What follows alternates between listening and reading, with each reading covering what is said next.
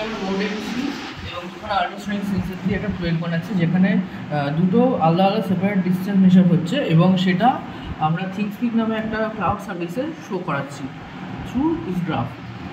তো আমরা সেরকম একটা কোড লিখে নিয়েছি, যেখানে আমরা প্রতিটা ইকোপেন আর ট্রিগার পেন ডিফাইন করে দিয়েছি, নিজস্ব পাসওয়ার্ড ওয়াইফাইয়ের নাম আর পাসওয়ার্ড ডিফাইন করে দিয়েছি, এবং শেষে আমাদের চ্যানেল নাম আর তার এপিআই কি। এইটা হচ্ছে তার কোডটা। এবার যদি আমরা থিংকস্পিক রেটে চলে আসি, তো আমি সার্চ করে নেব।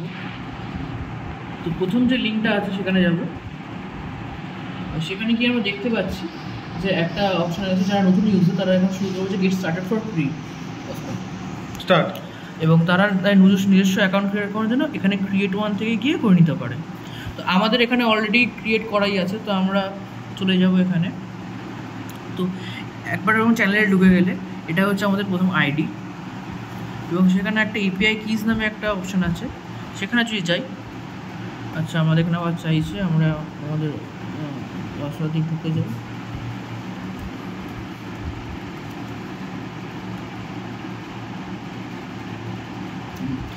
আমাদের এখানে দুখানা এপিআই কি দেখাচ্ছে, একটা হচ্ছে রাইট এপিআই কি আর রিড এপিআই কি।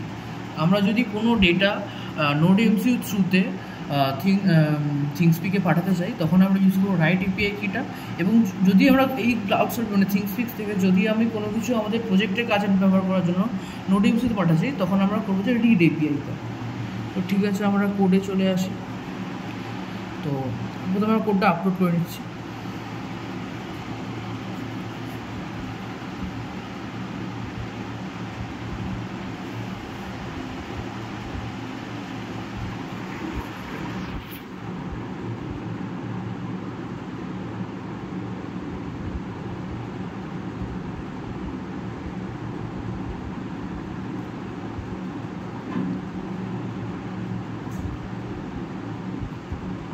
তো এখানে যেমন দেখলাম আমাদের আপলোড হয়ে গেছে।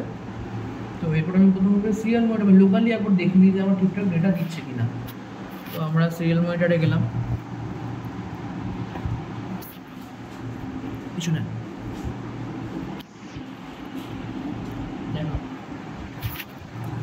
দেখতে পাচ্ছি যে একটা 9 আর 6 সেন্টিমিটারের একটা ডিস্টেন্স দেখাচ্ছে, 6 দুটো সমান। আমি যদি এবার হাতটা দূরে সরাই, তখন দেখবো ওখানে বেড়ে গিয়ে 13 আর 14 হয়ে গেল। তো আমরা যেটা দেখতে পাচ্ছি লোকালি আমার ডেটাটা আমরা দেখতে পাচ্ছি। তো এবার আমরা চলে গেলাম আমরা আমাদের থিংকস্পিকে। এই দুটো গ্রাফে যেমন আমরা দেখতে পাচ্ছি ডেটার চেঞ্জ, যেমন প্রথম আল্ট্রাসোনিক থেকে যেমন প্রথম ডিস্টেন্স 30 সেন্টিমিটার আছে তেমনই রয়ে গেছে, আর সেকেন্ডে যেমন 14 সেন্টিমিটার হচ্ছে সেটা এখানে দেখাচ্ছে। বিশেষ করে দেখুন দেখতে পাচ্ছি যে আমরা ডিস্টেন্সটা কমিয়েছি, তার ফলে এই ডেটাটা চেঞ্জ হয়েছে, মানে বাড়িয়েছি দেখুন ডেটাটা চেঞ্জ হয়েছে। কারণ আমরা হাতটা কাছে নিয়ে চলে এসেছি, দেখুন আবার ফিল টু দের ডিস্টেন্সটা কমে এসেছে।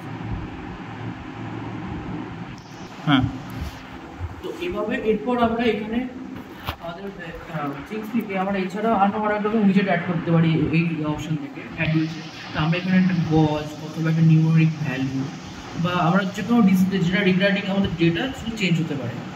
তো এইটা হচ্ছে আমাদের প্রজেক্ট।